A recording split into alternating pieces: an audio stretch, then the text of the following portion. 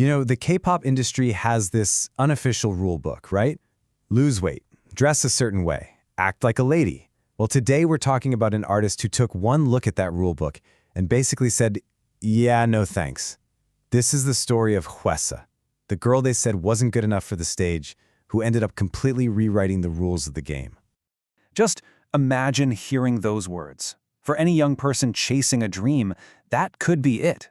Game over. But for Hwasa, that wasn't a dead end. It was fuel. That one single, brutal comment, it could have broken her. But instead, it lit a fire that was about to set the entire industry ablaze. So to really understand the force of nature that is Hwasa, we have to go back, way back, to the beginning, to a young girl who wasn't just dreaming of fame, but of music, and who ran into a wall of rejection long before she ever saw a spotlight. Okay, so this is Hwasa, born on Haejin. But here's the thing, she's not just another K-pop idol. She's a cultural statement. Her entire career has been this incredible masterclass in just pushing back, proving that being real is way more powerful than any perfectly polished image. Now, what's so wild about Hwasa is where she started. I mean, while most kids dreaming of K-pop were practicing super synchronized dance moves to bubblegum pop, Hwasa was at home, soaking in old-school jazz and soul. She wasn't trying to be cute, she was trying to be Beyoncé. She was obsessed with the raw power of legends like Aretha Franklin, and that shaped everything about her from day one. And this is where the trouble started.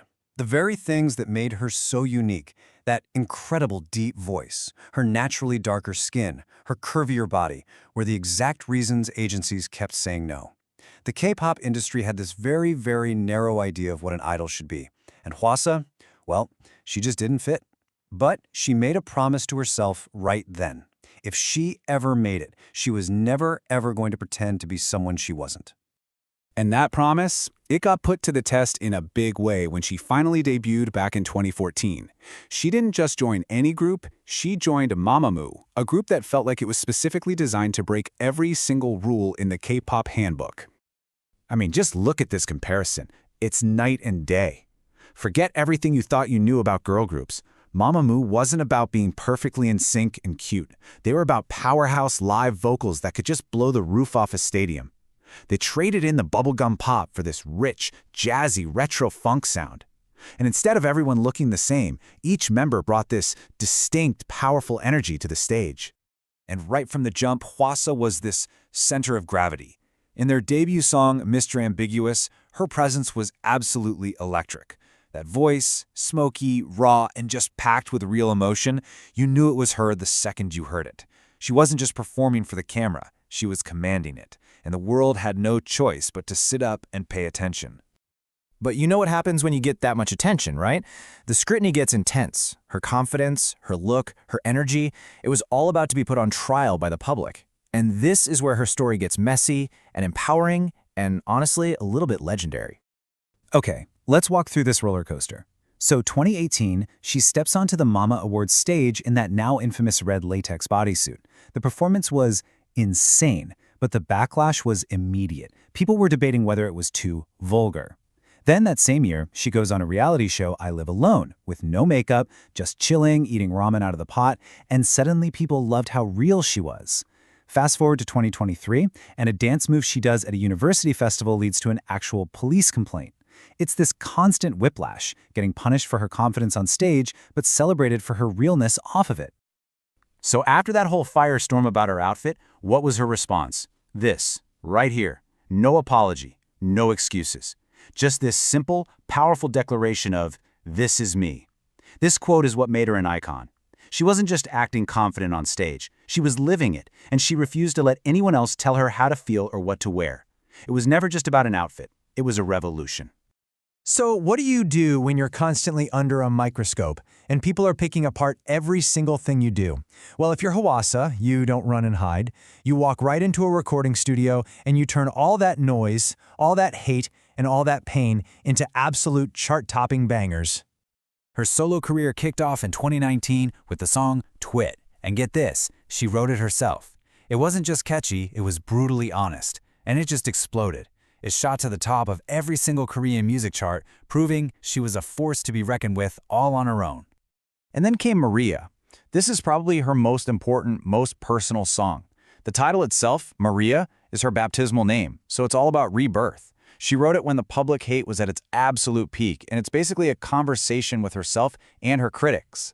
The lyrics are like, Maria, why are you trying so hard? You're already beautiful. It's this powerful anthem about self-love, and in the music video, she literally sets fire to papers covered in written criticism. Talk about a statement.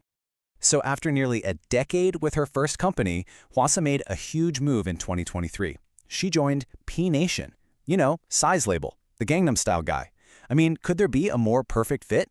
It's a label basically built for rebels, and her first song there was a total mic drop. She comes back with I Love My Body. And the title, it says everything, doesn't it?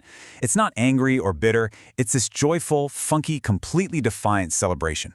The lyrics are simple, just this mantra of I love my body over and over.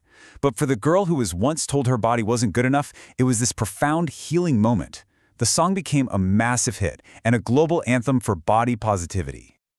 So let's just zoom out for a second and look at the big picture.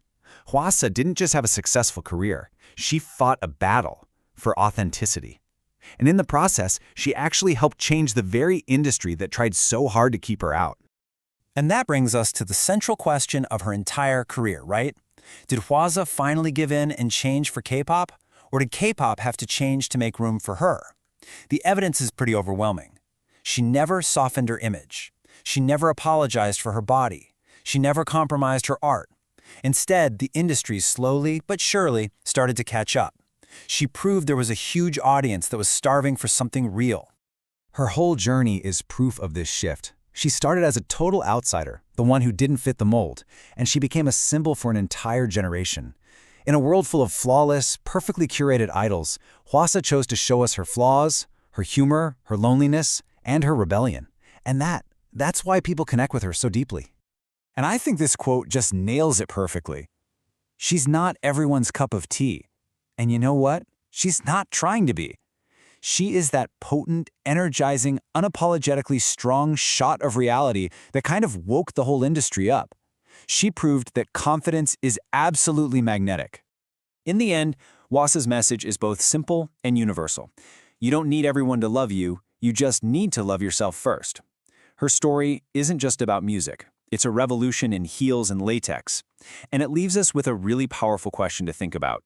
In our own lives, in a world that is constantly pushing us to fit in, what would it look like if we chose, like Hwasa, to just be fearlessly, unapologetically ourselves?